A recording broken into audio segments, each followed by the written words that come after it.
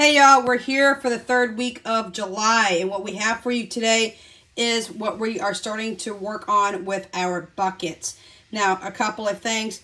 At Walmart, I cannot seem to find dry red kidney beans in big bulks. So I started looking around online, was in my Instacart app.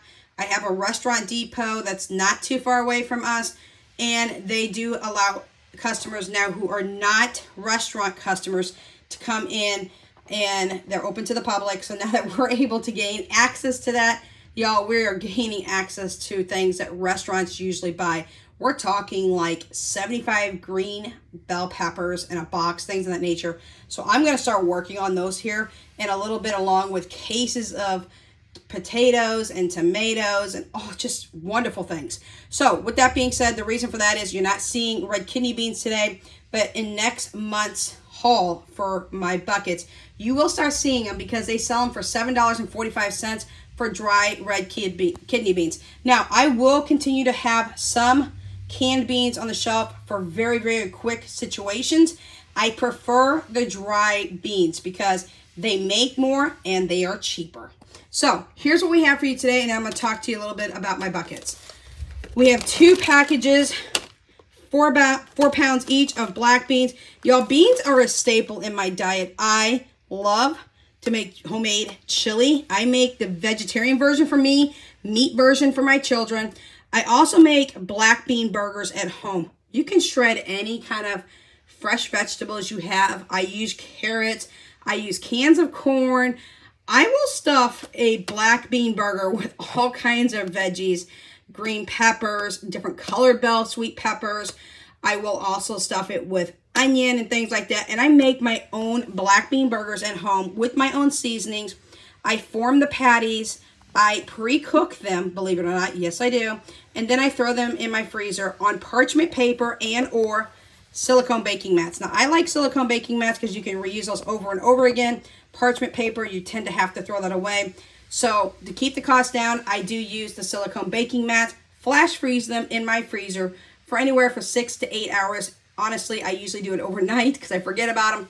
But the next day, I pull them off. I put them now. I no longer use Ziploc bags, y'all. I've had bad problems with Ziploc bags. And yes, I'm talking about the Ziploc freezer bags.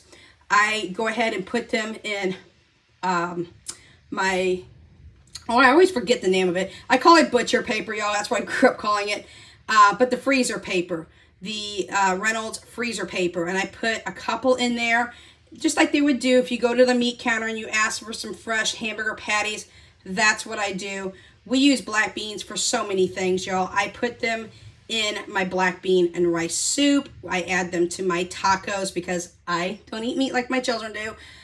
We just use them for a variety. They're versatile. So we got 4 pounds of black beans.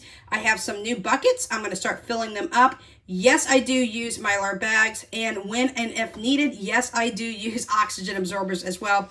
And I will seal them and put them away. I did just open a new container of black beans. I usually get about, I want to say between 30 and 35 pounds of dried black beans in a 5-gallon food safe grade bucket. So I'm going to go ahead and start stocking up some more black beans. Another one over here, 2 8-pounds of pinto beans. Y'all, this is another love of my life. This is what I use to make my actual burrito bowls. Kids like homemade burritos with cheese. They absolutely love it, y'all. We don't do the 5-layer takeout burritos or the 7-layer takeout burritos from Taco Bell. I make all of that at home. Do remember that you also can buy Taco Bell sauces where you buy your Mexican food in the Mexican aisle, or the international aisle, I should say, over at Walmart. Or if you're in the taco section as well, where you see the taco seasonings, the taco shells, you will see the Taco Bell sauces. And I buy my Taco Bell sauces there, and then I just come home and I make Taco Bell at home so much cheaper. So I'm going to be starting to rebuild another bucket as well of pinto beans. So I have 2 8-pound packages of pinto beans here. This will go in my freezer. I am no longer doing but 1 bucket of flour at a time. The rest of the flour does go in the freezer until I need to pull it. When I do, I let it sit out for a couple of days. Make sure it comes to room temperature. You don't want that moisture in your buckets and things of that nature. So normally if I buy flour and I need to put it in a bucket, I will buy three 10-pound bags of flour and throw those straight into the bucket, where these flours like here, the smaller bags, I just put those in the freezer. All right, so that's what we have for you today. There's not very much.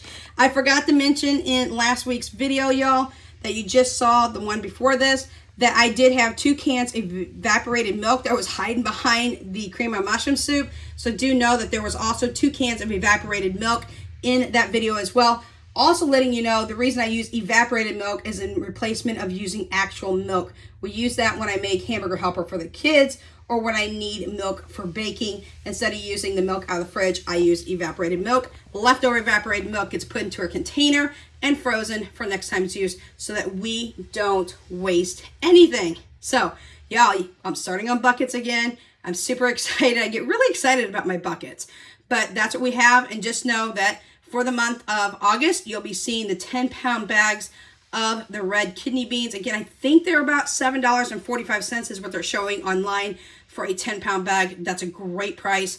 If you can look around and find a good price for kidney beans, I say definitely pick them up.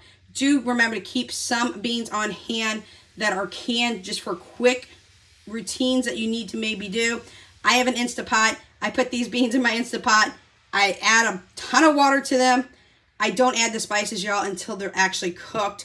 And I put them on high pressure manual for 45 minutes. They come out perfect every single time.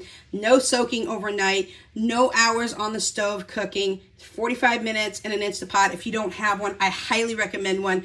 I did get mine about a year and a half ago off of Amazon. It was a factory reconditioned. It looked brand new. It smelled brand new. It didn't look like it had ever been used. And it was only a little mini 3-quart. So paid, want to say I paid about 50 bucks for it. But it's been a game saver for us, a lifesaver when it comes to cooking beans and things of that nature. So, y'all, that's what we have for you today. And next week's and final week's, July 4th week of July, we will be doing our household personal care and stock up of that sort. So, catch you in the next video. Questions, comments, concerns, suggestions, throw them at me down below in the comment section down below. We'll catch you in the next video. Without Limits is out.